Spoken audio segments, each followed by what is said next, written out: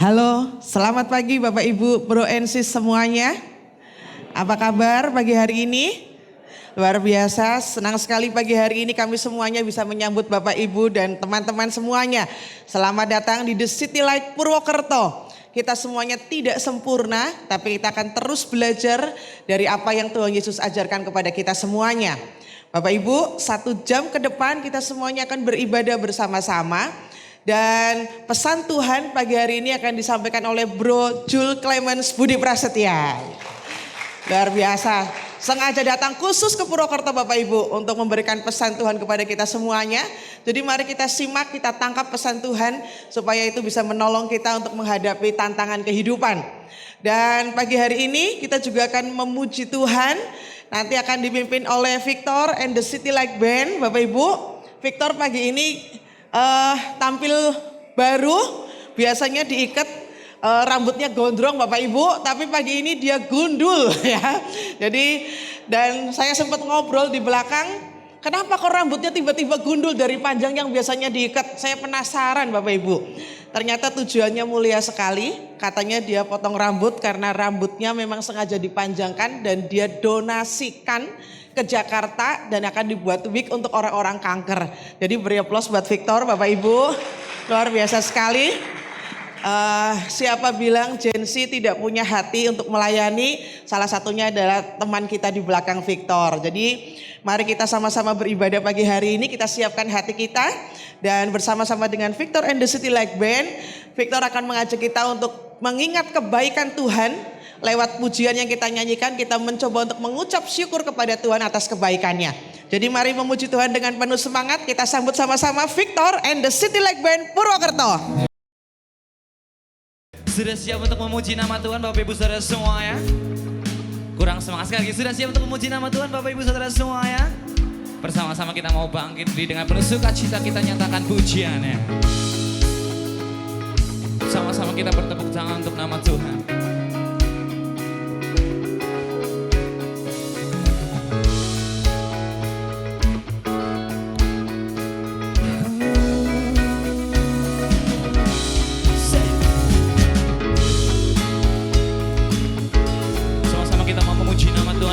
Sukacita, kejaplah dan lihatlah.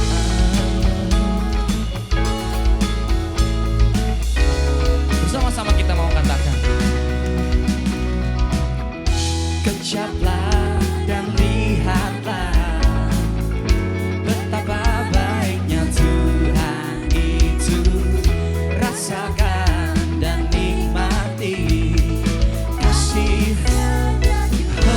Kejaplah dan lihatlah, kejaplah dan lihatlah betapa baiknya Tuhan itu.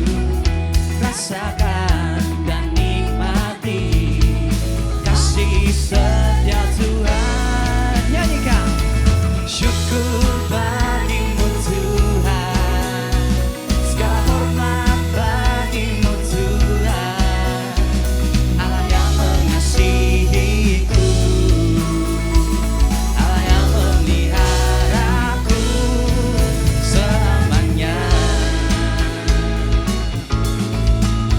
Kembali kita mau naikkan pujian ini dari awal. Kita mau bersorak-sorai untuk memuliakan nama Tuhan.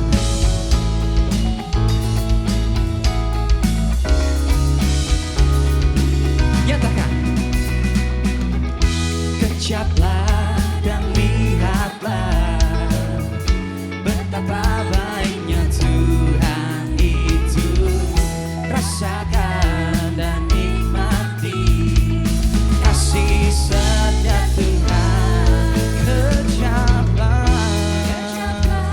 dan lihatlah betapa baiknya Tuhan itu.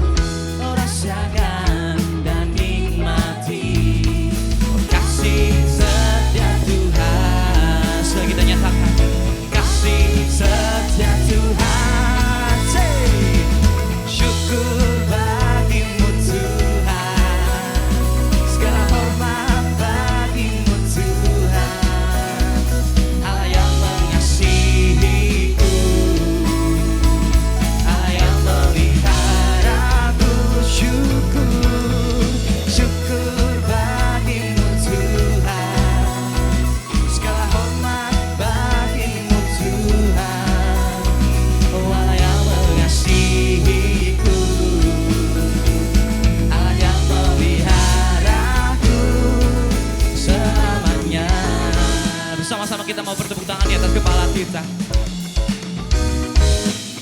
nyatakan rahmat Tuhan yang begitu luar biasa, amin. Sama-sama kita mau bersuka cita untuk nama Tuhan.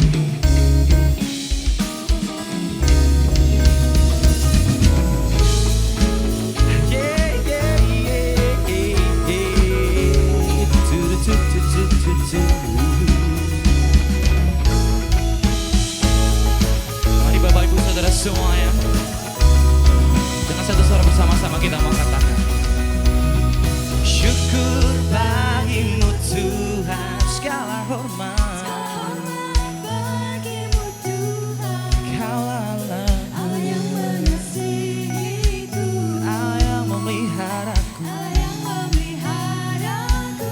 Nyatakan kembali syukur Bagimu Tuhan, segala hormat bagimu Tuhan, Allah yang mengasihiku.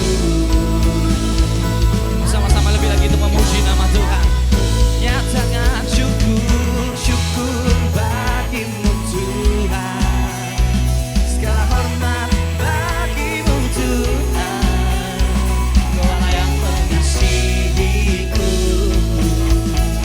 Allah yang memeliharaku selamanya.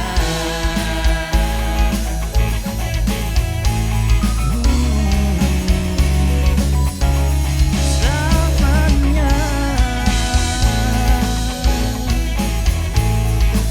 Mari beri tepuk tangan untuk nama Tuhan, Bapak Ibu Saudara semuanya.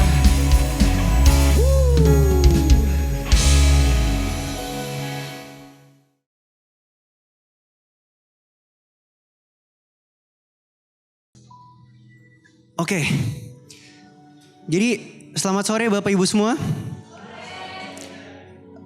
Khotbah sore ini mau saya mulai dengan video ciptaan teman kita, Ko Denny Salvator, anaknya Ibu Lani kalau yang nggak tahu. Dia bikin video sebenarnya buat panduan saat Lebaran kemarin. Apa yang boleh diomongin, apa yang nggak boleh diomongin menurut dia ya. Tapi pas saya nonton, menurut saya lumayan lucu dan bisa kita implementasikan juga di gereja kita.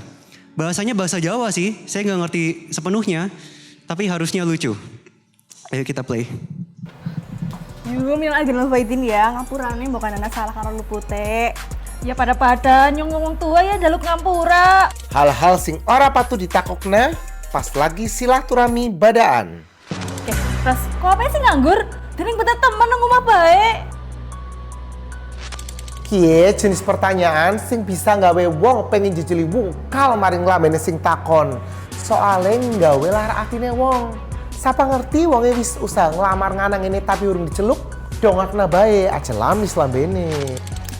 Ras, awakmu gendutan sih ki ya. Ujarku wingi wis singset kayak gitar kencrung. Si iki malah lemu kayak karung bulog. Nah, kie jenis lambe sing kudu digantungi cawet tetanggane. Soalnya pertanyaan-pertanyaan kayak kie bisa nggawe dampak elek kok kepercayaan dirine wong. Emut aja seneng body shaming. Wong kowe dewek-dewek mau menawa lagi akeh pikiran. Apa duitnya cekak jadi ngefek nggo awake. Bulan kan mudik yuk. Dewe lawas temen ora keton sih. Iya, kayak malah lagi liburan kan nang kutub utara ndeleng pinguin karo bojone. Oke, kok kapan beli bojo? Eling umur setua lo. Kie jenis lambe sing kudu dikepret ngau kelek sing rambut jambreng. Masalah bojo kue pilihane wong. Kudu ana persiapan mateng sing dewek ora perlu ngrubesi. Emang arep bayari apa takon-takon. Lah bunga teman yang wong tua dalam pengantin anyar loro kiye. Arep kapan kuliah momongan? Kie jenis lambe sing kudu diaku puntur ben ora jeblak. Perkara momongan kue wis ana sing ngatur sekang Gusti Allah. Arep digas saben wengi nganti kasure ambruk. Nek gurung diparingi ora samodot takon-takon momongan. Wis 5 tahun nih lo kan ya, dening iki pada ngontrak bae. Kapan tuh ligo gawe omah nyicil-nyicil ya kena. Kue juga Steph masih temen Rosi ayu-ayu motoran. Yang esuk bu kalau tuku traktor sisan. Kia pertanyaan sing cocok dijawab karo nglebokna mercon maring lamene sing takon ben jeblake dar. Emut aja suka ngurusi kondisi finansialnya wong. tolak ukur kebahagiaane wong kue warna-warna aja di pada-padakna. Emut, momen lebaran kue momen untuk membersihkan lan menyucikan hati. Aja nganti momen gede kayak kie, go aja nglarani hati karo pertanyaan-pertanyaan sing ora mutu. No ya. Ngaturaken Sugeng Riyadi sedaya lepat nyuwun pangapunten. Minal aidin wal faizin. Mohon maaf lahir dan batin. Oke, jadi siapa yang nyangka tampangnya Cina banget kayak Kode ini ngomongnya bisa ngapaknya Jawanya kental ya. Dar-der-dor lah. Nah, jadi Kode ini kalau wong sing suka ngerasani pendeta nih, iku lambe ini kudu diapakna Kode ini.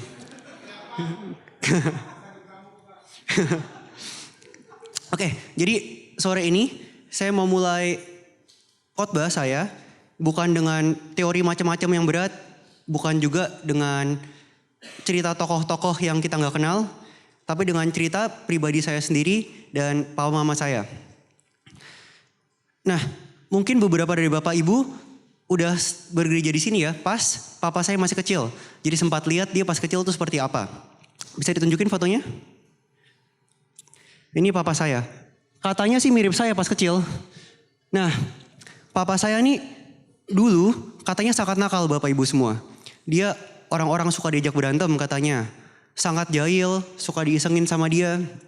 Orang gak apa-ngapain, gak salah gak apa, dipukul sama dia. Nah, karena begitu, karena dia sangat nakal, musuhnya banyak jadinya. Banyak yang gak suka sama dia. Kemudian papa saya ketemu mama saya dan nikah, akhirnya mama saya mengandung.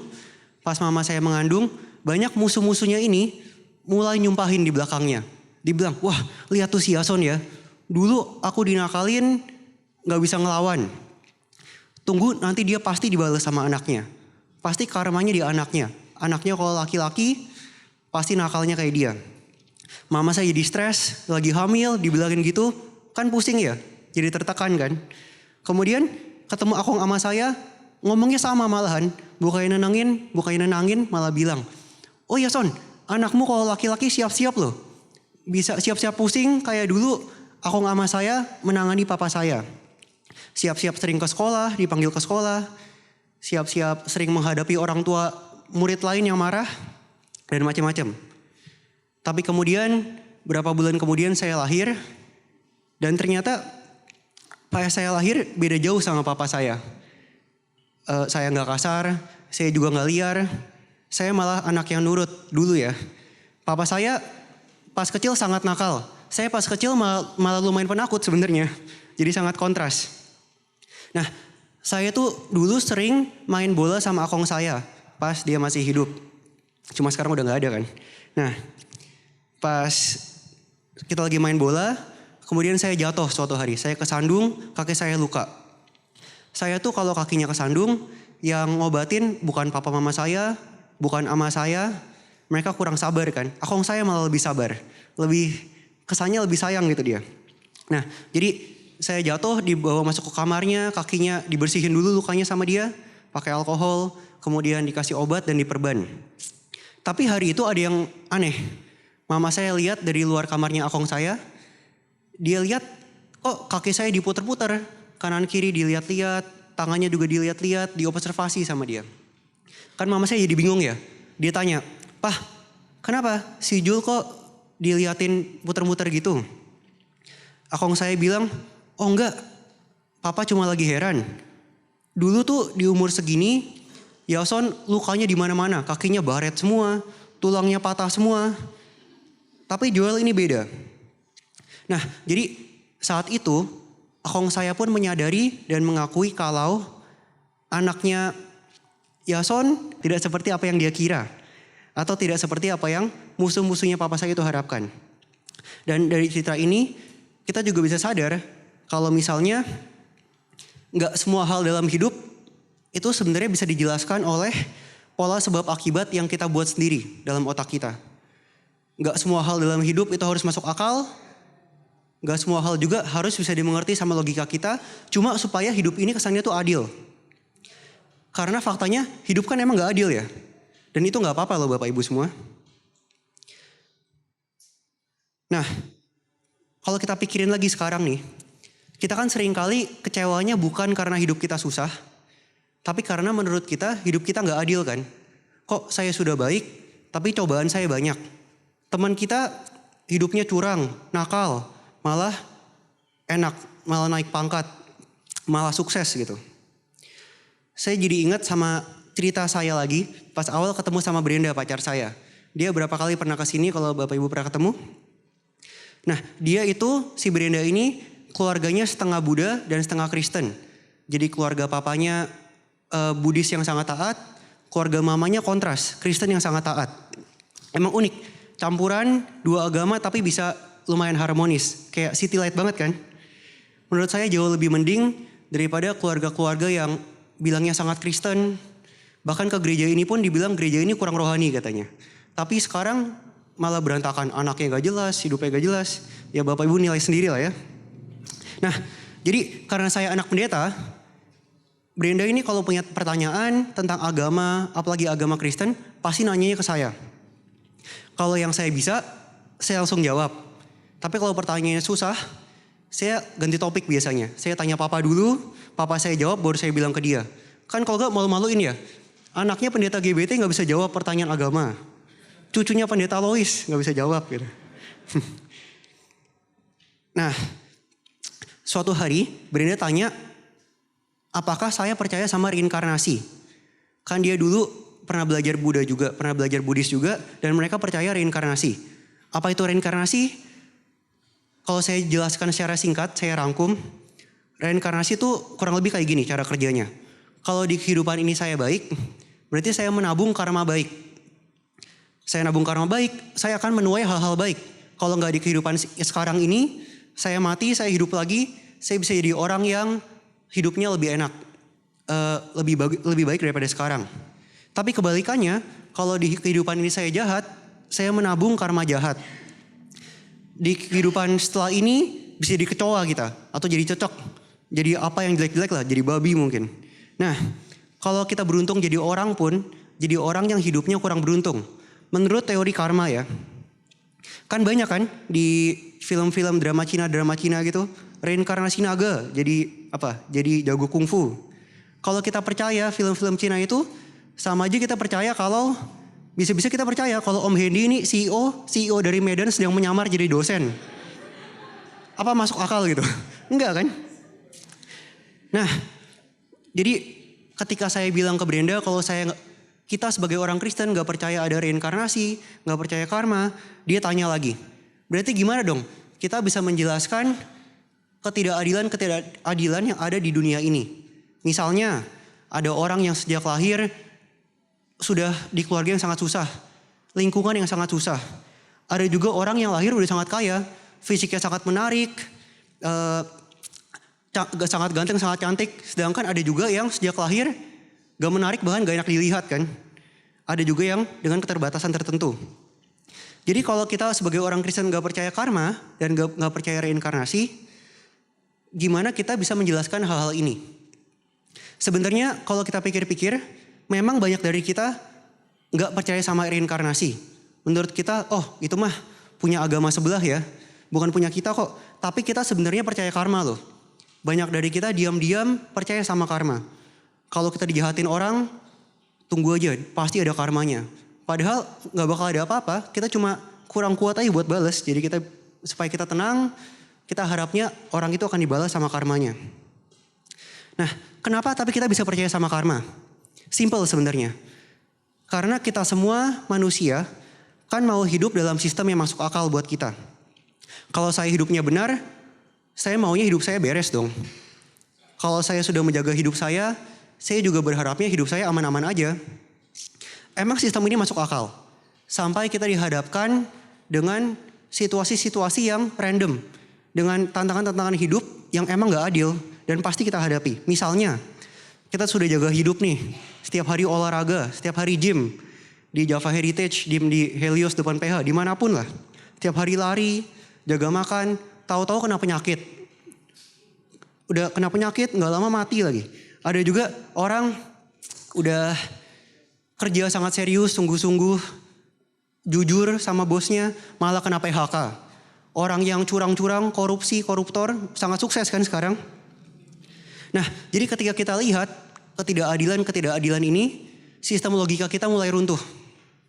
Kita mulai bertanya, Tuhan kenapa ya? Tuhan siapa sih yang salah? Tuhan harusnya ini gak terjadi loh, gak masuk akal buat kita. Ada teori psikologi atau sosiologi mencoba buat menjawab pertanyaan ini. Namanya Just World Hypothesis atau dikenal juga sebagai Just World Theory. Nah, teori ini bilang kalau manusia memang butuh percaya kalau dunia itu adil. Misalnya kalau kita lihat orang lagi jatuh, lagi kena sial, lagi dalam masalah, kan banyak yang ngomongin di belakang kan, wah emang pantas dia kayak gitu. Dulu pas lagi sukses, lagi di atas dia orangnya sangat sombong. Makanya sekarang dia pantas kena karmanya. Ada juga orang yang lagi putus cinta, putus sama pacarnya, cerai sama istrinya. Orang bilang lagi, emang pantas kok, dulu dia suka main perempuan itu. Emang dulu dia gak baik, emang pantas sekarang keluarganya pecah. Nah, jadi manusia tuh butuh percaya kalau dunia ini tuh adil. Kenapa? Karena kalau enggak, berarti hal-hal buruk itu bisa terjadi ke siapapun tuh. Bisa terjadi ke siapapun, kapanpun, dimanapun, gak bisa kita kontrol. Sangat random gitu. Dan menurut kita itu sangat menakutkan.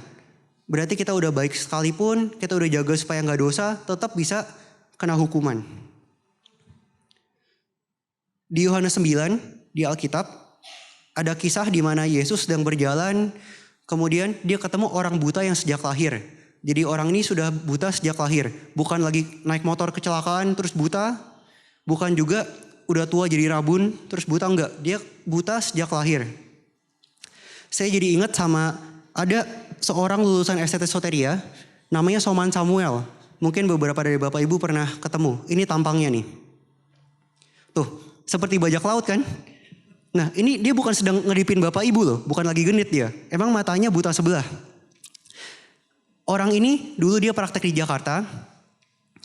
Karena tampangnya sangat sangar ya, kan hitam, rambutnya kribo, terus tampangnya sengeri lah, kayak debt collector. Jadi saya kalau pergi-pergi sama teman saya kadang ajak dia buat jadi bodyguard. Nah terus teman-teman saya banyak yang nanya kan, tuh orang sih matanya kenapa? Saya bilang, kalau kita bilang buta sejak lahir kan kurang bagus ya. Saya bilangnya, oh dulu itu dia pas di NTT perang suku. Kan kita orang kota taunya dulu di negara timur Papua sering perang suku kan. Saya bilang di NTT lagi perang suku, dialah ketancap bambu runcing, jadi buta sebelah. Jadi teman-teman saya kalau lihat Samuel ini takut mereka, dikira dewa perang dia. Padahal ternyata orang baik yang tampangnya emang seram, tapi hatinya baik dia. Nah kita balik ke cerita Alkitab tadi. Orang ini bukan buta sebelah, dia buta dua-duanya. Nah dia tuh kasihan sekali orang buta ini di cerita Alkitab. Dia gak pernah lihat wajah orang tuanya seperti apa, kan buta sejak lahir ya. Dia gak pernah tahu langit seperti apa, ocean, laut seperti apa. Dia gak pernah tahu dunia seperti apa. Dia cuma bisa menebak-nebak doang dari apa yang dia dengar dari orang-orang. Kemudian orang-orangnya bersama Yesus saat melihat orang buta ini, dia bukannya bilang, kasihan ya orang ini, ayo bantu dia yuk. Mereka malah langsung tanya ke Yesus. Nanyanya gini, jadi Tuhan siapa yang berdosa ya? Orang-orang ini gak tanya kenapa dia menderita. Mereka langsung tanyanya siapa yang bisa disalahkan? Siapa yang harus disalahkan? Dan kalau saya tebak pilihan jawaban di otak mereka itu cuma dua. Yang satu antara dosa dia sendiri, orang ini berdosa sampai dia pantas jadi buta. Atau enggak dosa orang tuanya. Semacam kutuk turunan yang pantas diturunkan ke anaknya, makanya dia buta. Tapi kemudian Yesus menjawab, bukan dia, bukan juga orang tuanya. Dan bagi kita sekarang nih, bagi manusia yang suka logika, ini jawaban yang mengganggu kan? Kita gak suka loh. Berarti jawaban Yesus ini artinya gak ada penyebabnya, gak ada sistemnya, gak ada juga kontrolnya. Jadi di saat itu Yesus gak lagi menjelaskan penderitaan. Yesus sedang memutuskan hubungan antara penderitaan dan kesalahan pribadi. Dan itu berarti hidup kita sekarang nggak bisa kita kendalikan, bahkan dengan iman kita sekalipun. Nah sekarang kalau kita pikirin lagi, kita pikirin dan coba jujur, kita lebih nyaman sama yang mana nih sekarang? Lebih nyaman sama sistem karma yang kita cuma menabur apa yang kita tuai, atau kita lebih nyaman sama ajaran Tuhan kita sendiri? Karma cuma kasih kita penjelasan. Karma emang masuk akal, karma kasih kita penjelasan. Kalau Injil atau ajaran Tuhan cuma bisa kasih kita janji kehadiran Tuhan doang. Tuhan mau menemani kita gitu. Kebanyakan kita lebih suka karma kan, lebih masuk akal. Memang lebih masuk akal, tapi bukan berarti lebih benar. Kalau hidup itu harus adil, salib itu gak masuk akal loh Bapak Ibu. Peristiwa penyalipan yang kita rayakan saat Jumat Agung berapa minggu lalu gak masuk akal itu. Karena itu kejadian ketidakadilan paling terbesar yang ada di sejarah manusia. Yang gak bersalah Tuhan kita malah dihukum, yang bersalah manusia malah dibebaskan. Malah yang menghukum lagi. Tapi justru di peristiwa penyalipan inilah keselamatan itu terjadi. Keselamatan itu lahir. Kalau Tuhan selalu adil, manusia kan gak punya kesempatan dari dulu. Manusia sudah berdosa, udah dibakar di neraka kali kita. Untungnya Tuhan gak adil. Untungnya Tuhan malah datang gak memperlakukan kita sesuai apa yang kita pantas. Tapi dia kasih yang namanya anugerah kasih karunia Tuhan. Sekarang coba kita perhatiin ya. Kalau kita benar-benar hidup dalam sistem karma, kita percaya sistem karma, kita tuh sebenarnya gak bebas loh Bapak Ibu. Hidup kita gak bebas. Kita hidup dalam ketakutan. Kita takut harus benar terus. Kita harus hati-hati terus. Karena kalau salah bakal dihukum kita. Jadi itu bukan hidup, itu cuma survival. Cuma bertahan hidup. Dan lebih dalam lagi, hidup kayak gitu gak ada relasinya Bapak Ibu. Kita gak punya relasi dengan Tuhan kita. Cuma transaksi. Kita cuma berusaha menjaga diri supaya gak kena akibatnya doang. Gak kena batunya. Gak ada kedekatan, gak ada keberanian buat jujur. Gak ada juga rasa aman seperti anak sama papanya. Yang ada cuma ketegangan doang. Tapi Tuhan kita kan datang dengan sesuatu yang berbeda. Kalau sesuatu buruk terjadi dalam hidup kita, itu bukan berarti kita sedang dihukum. Itu cuma salah satu tantangan yang emang harus kita hadapi dalam hidup kita. Kan hidup gak mulus-mulus doang ya. Pasti ada tantangannya. Gak semua penderitaan adalah konsekuensi dari kesalahan kita Bapak Ibu semua. Terkadang hidup ini emang sulit. Karena dunia ini emang gak sempurna.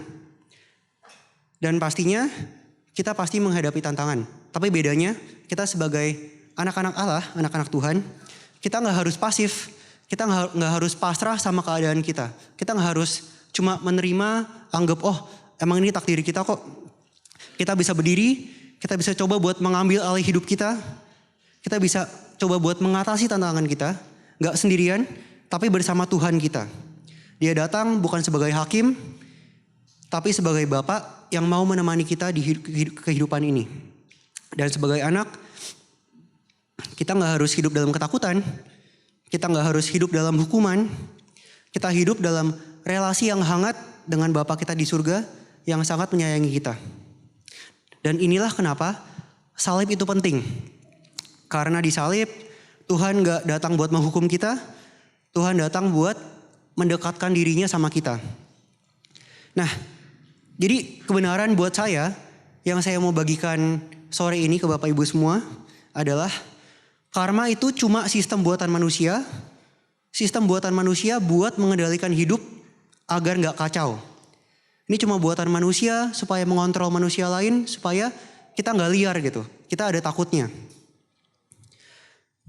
Banyak orang kan percaya karma. Karena memang sangat masuk akal. Sangat logis. Tapi sebenarnya kayak yang saya bilang tadi. Ini cuma cara manusia menjelaskan hidup. Dan seringkali cuma cara buat menakut-nakuti dan mengontrol hidup orang lain dan hidup kita sendiri. Kalau orang Kristen nih, kita bukan Buddhis atau Hindu, kita orang Kristen, kita gak percaya reinkarnasi, gak percaya karma. Tapi kita punya bahasa karma kita sendiri loh. Kita bilangnya apa? Kita takut-takutin dengan dosa. Kalau orang yang kita gak suka, orang yang menurut kita bersalah, kita bilang apa? Dosa kamu, pasti masuk neraka. Kalau orang yang kita sangat suka, orang dekat dengan kita bilang lagi, orang saleh ini, pasti masuk surga dia. Saya jadi ingat sama cerita lagi, ada teman jemaat kita juga namanya Om Yudi, Daniel Wahyudi. Dia tuh badannya full tato. Dia dulu sering nemenin saya dan papa saya kalau pergi-pergi. Suatu saat ada pendeta, mungkin dari Banyumas, saya lupa dari mana. Ada pendeta datang ke rumah ama saya, ke PH. Dia lihat Om Yudi, badannya kan full tato ya. Dia bilang langsung, padahal gak kenal loh. Dia bilang, orang bertato pasti ditolak masuk surga. Nyebelin banget kan? Siapa dia gitu loh. Baru jadi pendeta di Banyumas, belum jadi malaikat. Udah sok-sok menentukan siapa yang boleh masuk surga, siapa yang gak boleh masuk surga. Nah, kalau kita balik lagi ke fakta di belakang ini. Emang betul, walaupun manusia, walaupun kita sekarang gak percaya kalau ada karma, kita sebagai manusia tetap harus hati-hati tapi. Kan di gereja ini kita diajarkan supaya gak bodoh. Tagline kita dilarang goblok kan. Jadi kita harus tetap pintar karena kita tahu bukan karena gak ada karma, berarti gak ada konsekuensi. Contohnya kalau kita mencuri, walaupun sekarang gak ketahuan, suatu saat pasti ketahuan. Antara ditangkap polisi konsekuensinya, atau di penjara, atau bahkan kita apes dikeroyok massa. Kalau kita jadi orang yang nyebelin, kita orangnya pelit saat hidup. Kita gak peduli sama orang lain, kita ngomongin orang lain bahkan konsekuensinya apa? Kita dijauhi, kita gak punya teman yang dekat, orang-orang gak suka sama kita. Jadi ini cuma sebab akibat yang sangat logis. Gak ada kutuk-kutukan di sini, gak ada karma-karmaan. Ini cuma sesuatu yang bisa dijelaskan dengan ilmu sosial yang sangat logis. Nah, jadinya konsekuensi emang nyata. Tapi gak semua hal buruk dalam hidup kita adalah akibat dari kesalahan kita. Misalnya kita jadi orang tua kemudian sama Tuhan dikasih anak, anaknya berkebutuhan khusus. Apakah itu salah kita? Apakah itu salah Bapak Ibu? Bapak Ibu sudah hidupnya susah, disalah-salahin lagi sama orang. Jangan mau Bapak Ibu. Bukan salah kalian soalnya, bukan salah Bapak Ibu semua. Kalau kayak gitu, ya itu cuma unlucky aja. Dunia emang gak sempurna. Jadi itu emang tantangan yang Bapak Ibu harus atasi. Jadi jangan pernah menyalahkan diri sendiri. Jangan juga menyalahkan anakmu atau orang lain. Kalau kita lahir di kondisi ekonomi yang sulit, gak kayak teman-teman kita, itu juga bukan salah Anda. Kecuali Anda ekonominya sulit karena Anda emang malas buat kerja. Anda punya uang, kemudian dijudiin, rugi, terlilit hutang. Kan beda lagi ya. Itu keputusan yang salah, itu beda cerita. Tapi banyak situasi, sebenarnya susah itu bukan dari akibat personal. Tapi bagian dari realita hidup. Karena hidup emang akan selalu memberikan kita tantangan. Baik kita suka maupun gak suka. Dan hari ini yang Tuhan undang kita buat lakukan, bukan buat menyalahkan diri, bukan buat mengasihani diri sendiri, tapi buat menghadapi hidup kita, menghadapi hidup itu sendiri. Kalau kita lihat sekarang, ada orang yang lahirnya sangat kaya, tapi dia gak bijak mengelola uang. Jadinya kan jatuh ya. Ada juga orang yang lahirnya sangat sederhana, tapi sangat giat belajar, giat bekerja, akhirnya bisa sukses. Bahkan orang susah yang mungkin menurut kita gak sukses secara duniawi pun, juga hidupnya tetap bisa bermakna buat dia sendiri dan juga buat orang lain. Saya punya contoh lagi terakhir. Ada jemaat di The City Light Jakarta Timur. The City Light di Jakarta ada 2, di Jakarta Barat dan Jakarta Timur. Ada sepasang bapak ibu yang bergereja di The City Light Jakarta Timur, namanya Bapak Ibu Pole. Dia punya anak, anaknya namanya Dewi Pole. Nah, Dewi Pole ini sudah bergereja di City Light sejak kecil. Jadi saya kadang ketemu dia di sekolah minggu. Walaupun beda angkatan, tapi karena dia sangat aktif, saya sering ketemu. Nah, anak ini sangat ceria. Dia setiap kali ke gereja selalu senyum. Dia juga sering pelayanan. Sama orang tuanya juga baik. Jadi hubungan sama lingkungannya, hubungan dengan gereja, dengan orang tua sangat baik. Tapi kehidupan keluarga ini gak mulus loh, sangat menantang. Saya ingat di momen dimana anak-anak pada lulus SMA kan pada kuliah. Dia gak bisa kuliah tapi karena dananya nggak cukup, dia terpaksa kerja di supermarket di Kelapa Gading di Jakarta. Dan berapa kali saya lihat dia lagi kerja sama mama saya, kita mau bayar, dia jadi kasirnya kan. Tapi dia walaupun susah, dia tetap tidak komplain. Dia nggak menggerutu, dia tetap mengerjakan kerjaannya dengan giat dan dengan senyuman. Ke gereja juga selalu senang, selalu baik. Tapi kemudian COVID datang, dia kena COVID dan kemudian dilalah kena demam berdarah juga. Karena kombo akhirnya meninggal dia. Nah, setelah dia meninggal ini, kita bayangkan jadi posisi orang tuanya ya. Bapaknya Dewi Pole, bapaknya ini kerja sebagai cleaning service di Rumah Sakit Persahabatan di Jakarta Timur. Dia kerjanya cuma jadi cleaning service, anaknya tunggal, perempuan, sudah dibesarkan sampai lulus SMA, tahu-tahu malah dipanggil Tuhan. Keluarga ini bukan keluarga yang nakal, keluarga yang sangat baik. Setiap minggu juga tetap ke gereja, bahkan setelah anaknya nggak ada, mereka nggak marah sama Tuhan, padahal mereka pantas kan, sangat pantas buat mereka komplain dan marah sama Tuhan. Tapi mereka tetap rajin beribadah setiap minggu. Orang lain naik mobil, mereka jalan kaki. Kadang ibunya naik sepeda, bapaknya jalan kaki. Jadi mereka nggak pernah komplain. Bapak ini selalu datang menggunakan baju yang sama. Dia selalu pakai baju ini doang. Mungkin dia cuma punya baju bagus yang dia punya, mungkin cuma ini. Jadi dia setiap minggu cuma pakai baju ini ke gereja.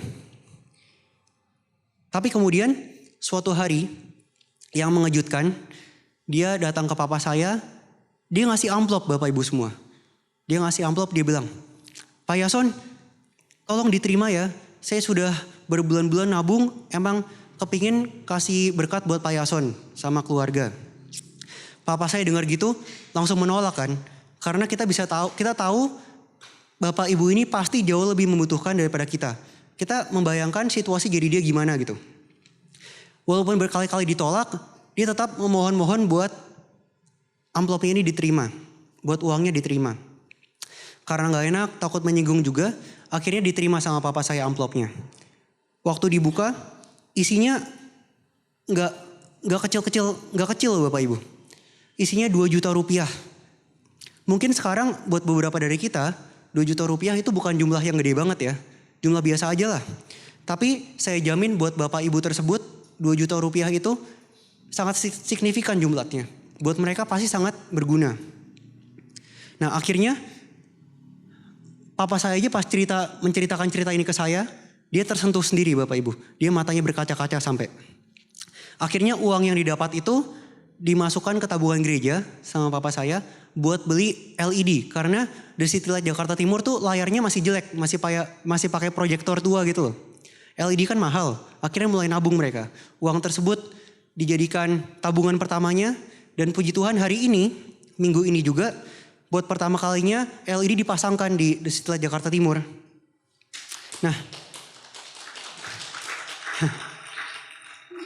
Nah, jadi kalau kita lihat hidup Bapak Ibu ini emang sangat gak adil. Keluarga Bapak Ibu Pole ini sangat tidak adil.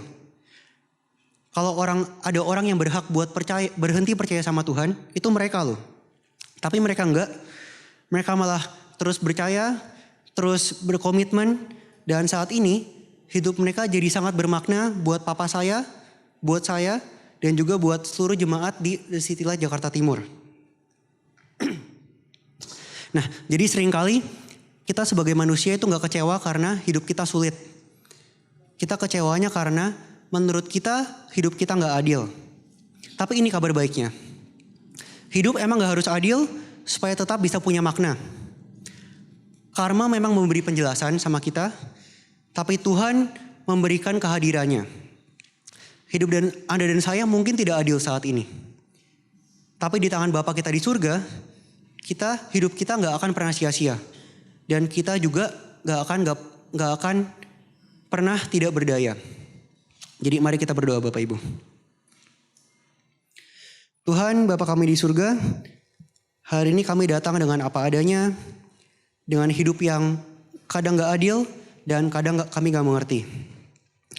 Tolong kami supaya tidak hidup dalam ketakutan dan bisa berjalan bersamamu sebagai anak Tuhan. Dalam situasi apapun kami sekarang, tolong kami supaya tidak menyerah, tapi memaksimalkan hidup yang Engkau percayakan sama kami. Berikan kami kekuatan buat menghadapi hidup dan hati yang tetap percaya bahwa hidup gak akan sia-sia di tangan Tuhan sendiri. Dalam nama Tuhan Yesus kami berdoa, amin. Syukur bagimu Tuhan, segala hormat bagimu Tuhan. Kau Allah yang mengasihiku, Allah yang memeliharaku selamanya.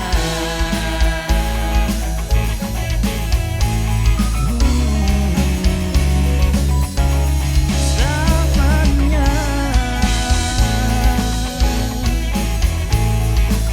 Mari beri tepuk tangan untuk nama Tuhan Bapak Ibu Saudara semuanya.